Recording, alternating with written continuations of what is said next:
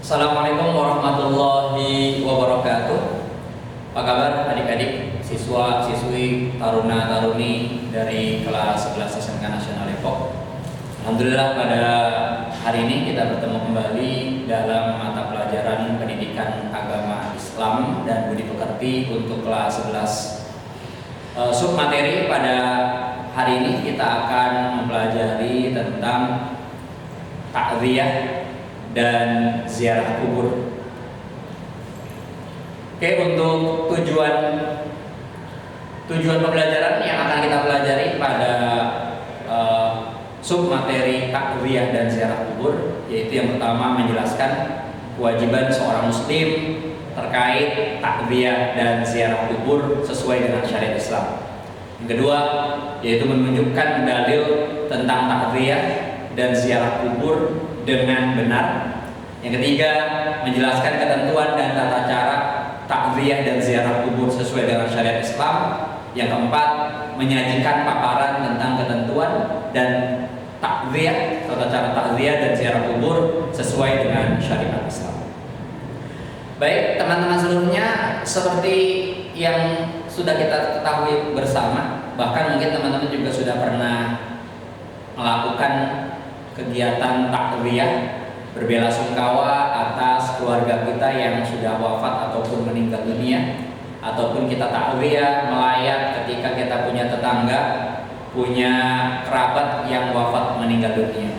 Maka intinya kita datang mendoakan almarhum almarhumah yang sudah wafat meninggal dunia, kemudian meneguhkan, memberikan kekuatan dan kesabaran kepada keluarga yang ditinggalkan. Selanjutnya juga teman-teman juga sudah pernah, yaitu ziarah kubur. Yang rutin biasanya di masyarakat kita itu ziarah kubur itu ketika datangnya bulan suci Ramadan atau ketika hari raya Idul Fitri, ya. Biasanya banyak dari kita datang ke kuburan keluarga kita untuk mendoakan, ya, dari sanak famili keluarga kita yang sudah meninggal dunia. Ta'ziyah adalah berkunjung kepada keluarga yang meninggal dunia. Hukumnya adalah sunnah, jadi bisa dilaksanakan. Adapun ada juga yang tidak melaksanakan, tetapi hukumnya sunnah bagi yang melaksanakan, bahkan menjadi wajib apabila jenazah muslim tidak ada yang mengurusnya. Ta'ziyah sebaiknya dilakukan sebelum jenazah dimakamkan, agar dapat membantu mengurus jenazah. Paling tidak kita ikut andil di dalam mensolatkan dan mengantarkan jenazah ke liang kuburnya ataupun ke pemakamannya. Dalil di dalam pelaksanaan ta'ziyah, hadis riwayat Bukhari dan Muslim yang artinya dari Abu Hurairah radhiyallahu anhu, Rasulullah SAW bersabda, barang siapa yang ta'ziyah hingga disalatkan, maka dia mendapatkan pahala 1 qirat. Dan barang siapa yang menghadirinya sampai di kuburnya, maka baginya mendapat pahala 2 qirat. Ketika Rasulullah ditanya oleh sahabat, apakah 2 qirat itu? Maka Nabi Muhammad SAW menjawab, yaitu laksana 2 bukit besar. Kemudian ada pula adab kita di dalam bertakziyah. Jadi kalau kita di dalam bertakziyah, ada adabnya di dalam bertakziyah. Yang pertama, takziyah hendaknya didasari dengan niat ikhlas karena Allah. Ya, semata-mata kita hanya meminta ridhonya Allah Subhanahu wa taala. Kemudian yang kedua yaitu berpakaian yang sopan dan menutup aurat.